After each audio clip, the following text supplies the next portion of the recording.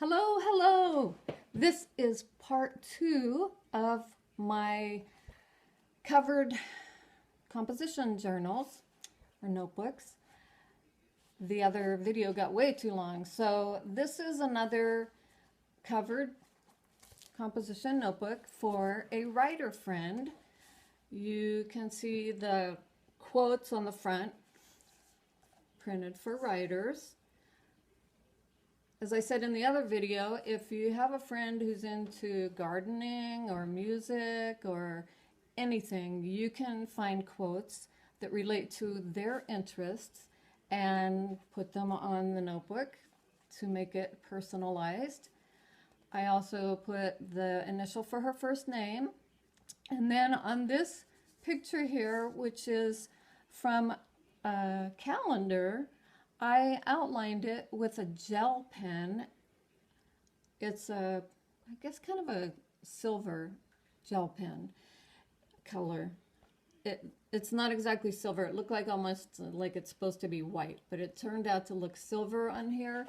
And it just is, it's kind of like the metallic gel pen color. So it looks really cool when I outline part of the picture of the calendar on here.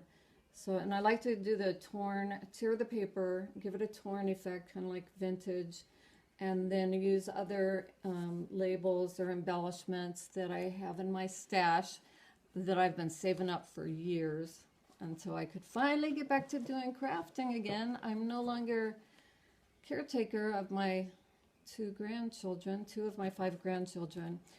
But I am getting into the arts and crafts now. So when you open this, I used for the edge adhesive tape that I got at the Dollar Tree. I got a lot of my embellishments and other things at all the different craft stores. I would find things on sale or clearance or use a coupon. Very rarely do I pay the full price. Okay, so I'm a bargain shopper. This is braided ribbon yarn that I made a little bow and put it in the little clip art embellishment. And then on the back are more quotes. And I used so there are some bubbles there that I need to flatten out.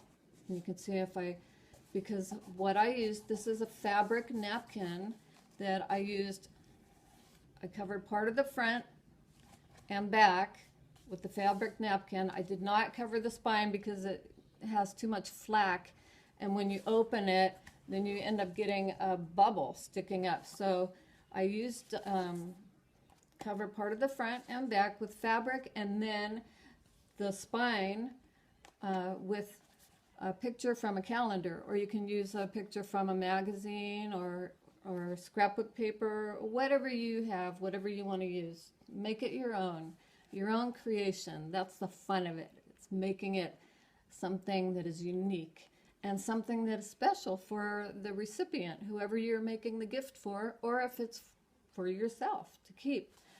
Okay, so with the adhesive tape, it doesn't stick well to the fabric. So what I did have to use a toothpick and go along and make it stick well.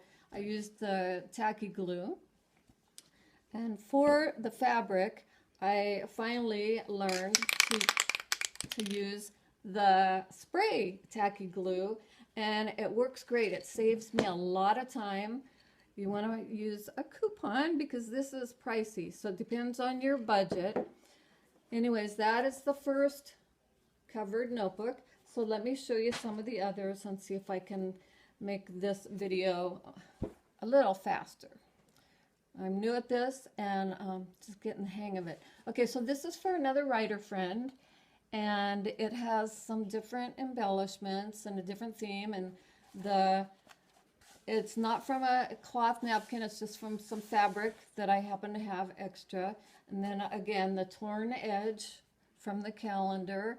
I used a gel pen to outline the hills and the bushes and the ground and the sky, the clouds, and I just really love the dimensional, if that makes sense, the kind of like gives it a whole different dimension look to it. So I was pleased with that discovery. Just kind of worked out. And then the initial for the first letter of her name. Okay, so that's another one.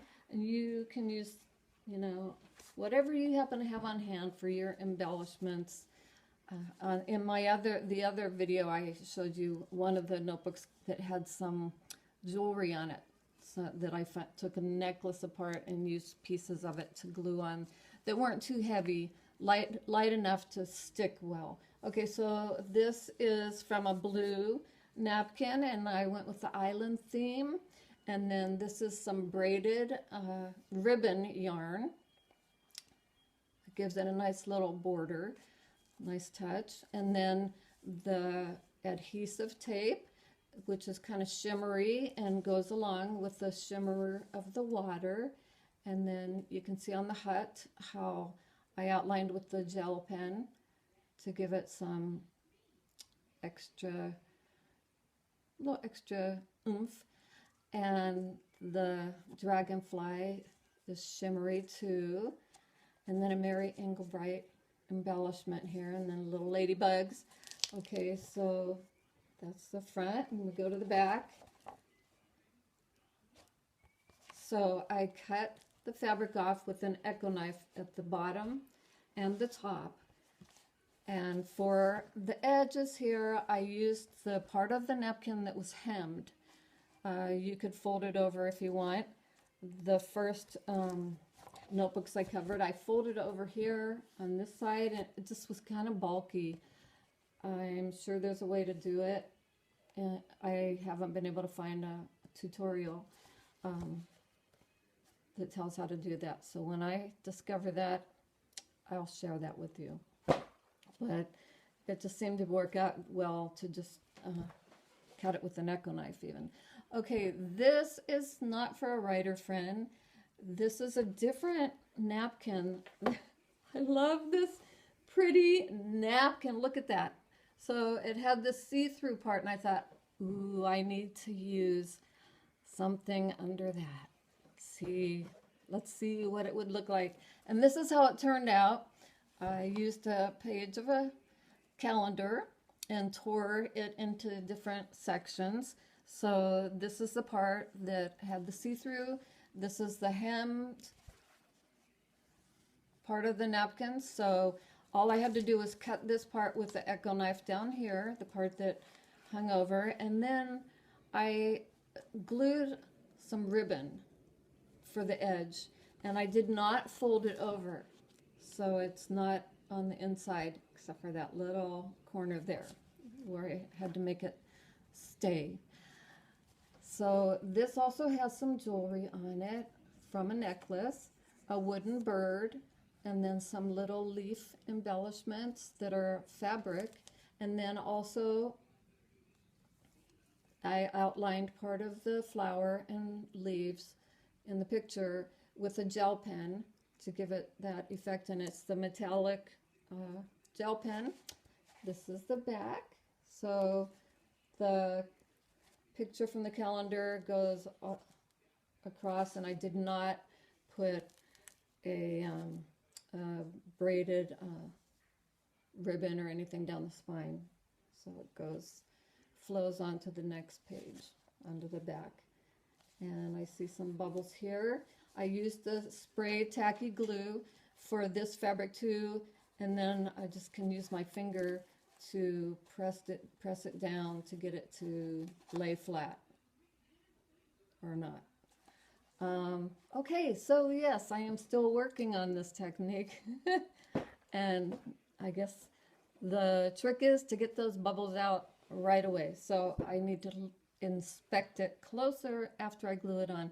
This is the last one I'll show you for today. This is from a black napkin. And this is one that I did fold the fabric over. And you can see it underneath. It's kind of bulky, and that's why I don't like doing that. And then I use some scrapbooking paper that I cut with those scrapbooking scissors and just covered it. And then the same with the back. So I did not add any quotes or any embellishments. All I did was spruce up the spine with some pearls attached to a ribbon, and then I added black ribbon in between the two pieces, and then a little bow at the top. And so this can be given to people as a gratitude journal, where they can write anything that they're grateful for in it. And if you do give it as a gift, as a gratitude journal, you could write a message to the recipient at the beginning, telling them what the journal is, and maybe add some things that you are grateful for them in your life. Just some ideas. You can also make it an inspiration journal, like for my writer friends, that's what I could put. Or for some of the other journals I made that are for children, and I didn't take videos of it, but I do have some photos. I called it a time capsule journal. And for them to write down, I put a list of things for them to write in the journal, some of their favorite things. And then when they fill the journal up or get tired of writing in it, put it away for 10 years, say if they're a 10-year-old, or 5 years if they're 15, and pull it out in 5 or 10 years and read it and enjoy all the memories.